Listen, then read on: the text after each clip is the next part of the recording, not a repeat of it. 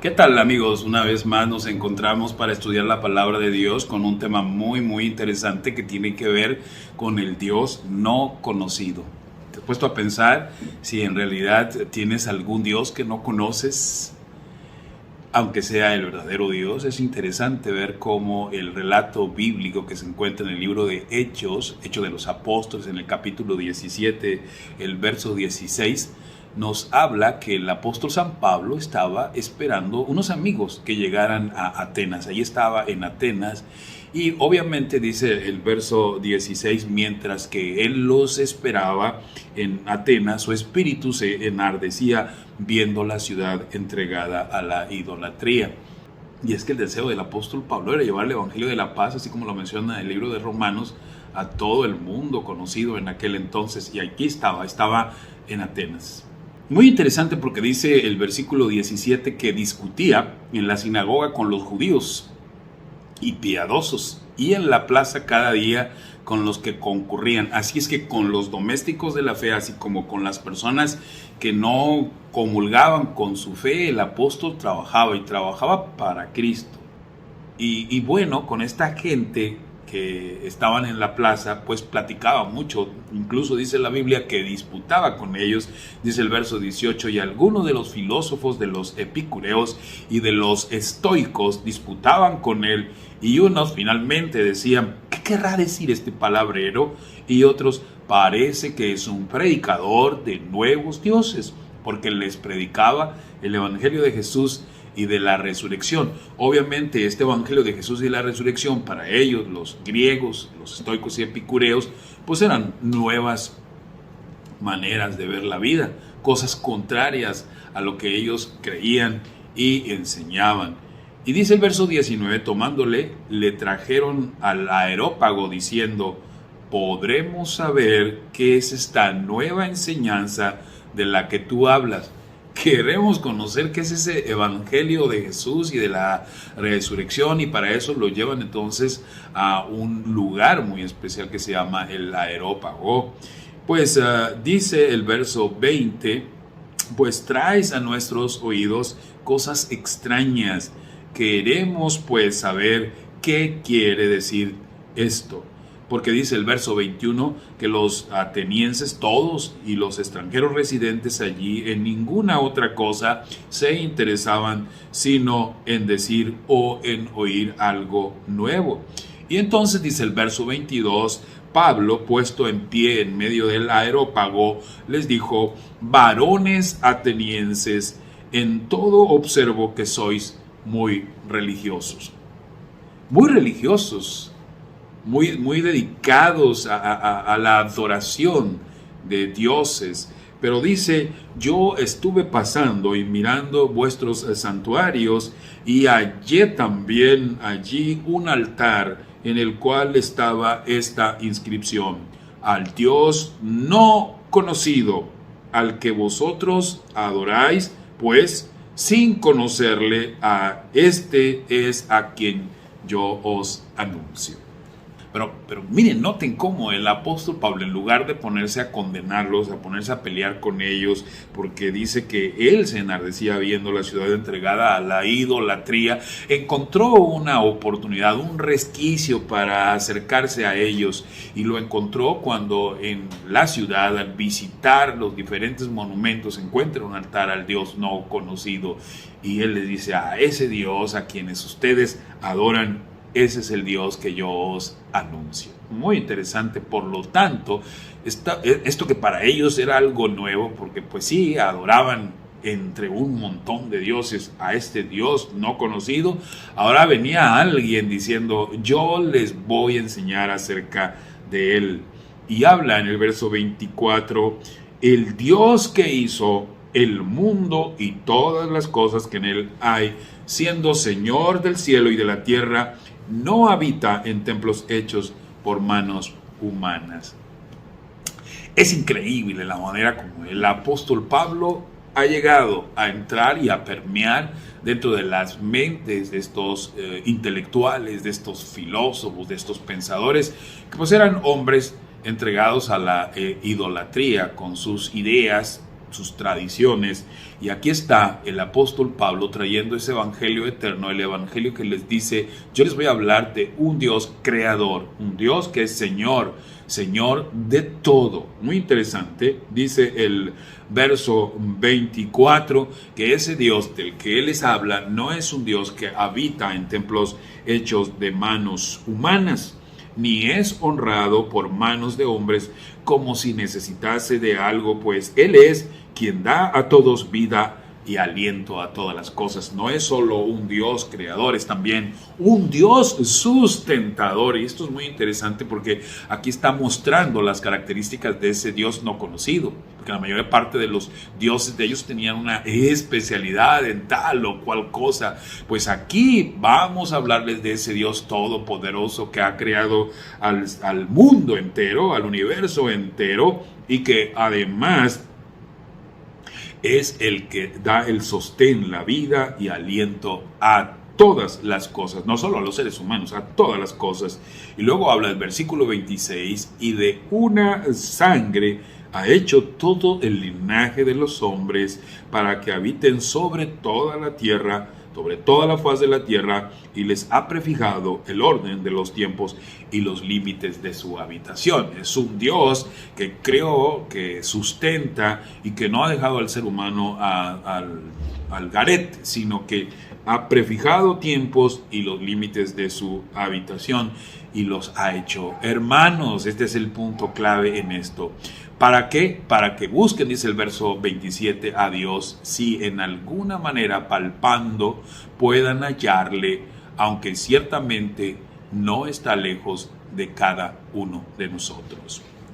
¿Cuál es finalmente la razón por la que el apóstol Pablo habla a estos filósofos y a estos griegos atenienses entregados a la idolatría de un Dios que se separa de los demás dioses, que intencionalmente les dice que nos ha hecho hermanos y que además desea que no solamente lo honren o lo adoren en un altar, sino que lo busquen, si de alguna manera palpando puedan hallarle, aunque ciertamente dice, claro que lo van a encontrar porque no está lejos de cada uno de nosotros. No importa en dónde nos encontremos, no importa dónde estemos, el Señor, Dios de los cielos, es un Dios personal y dice el apóstol, está muy, muy cerca de ustedes. Y si no lo conocen, si no lo han podido tratar, seguro que aquí les estoy ofertando esa posibilidad. Dice el verso 28 del capítulo 17 del libro de los Hechos, porque en Él vivimos y nos movemos y somos. Vivimos, nos movemos y somos, como algunos de vuestros poetas también han dicho, porque linaje suyo somos. Siendo pues linaje de Dios, no debemos pensar que la divinidad sea semejante al oro, a la plata, o a la piedra, o a la escultura de arte y de imaginación de los hombres. Es decir, Pablo los estaba llevando a encontrarse a un plano de pensamiento mucho más alto de los objetos que, aunque finos, no dejaban de ser solamente algo humano. Y lo que es más, va mucho más allá de eso, porque el apóstol habla de algo muy importante en el verso 31, por cuanto ha establecido un día en el cual juzgará al mundo con justicia por aquel varón a quien designó, dando fe a todos con haberle levantado de los muertos. Ahora se está refiriendo específicamente al Señor Jesús, de quien habla acerca de que a través de él va a juzgar al mundo, y habla específicamente de su resurrección. Pero vean la reacción que tiene la gente que está escuchando al apóstol Pablo. Pero cuando oyeron lo de la resurrección de los muertos, unos se burlaban y otros decían, ya te oiremos acerca de esto otra vez.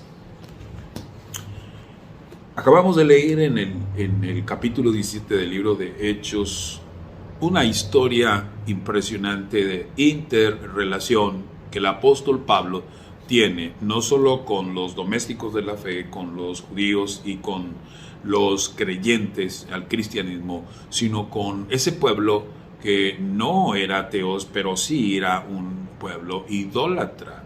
Es decir, tenía muchos dioses y él les da una revelación extraordinaria. El hecho de que la verdad o que la luz llegue a las personas no significa que la respuesta de las personas será a favor del Evangelio. ¿Por qué? Porque la luz del Evangelio está para permitirle al ser humano a que en realidad conozca al verdadero Dios. Permítame leerles lo que Jesús dijo en el capítulo 17, verso 3 del Evangelio según San Juan.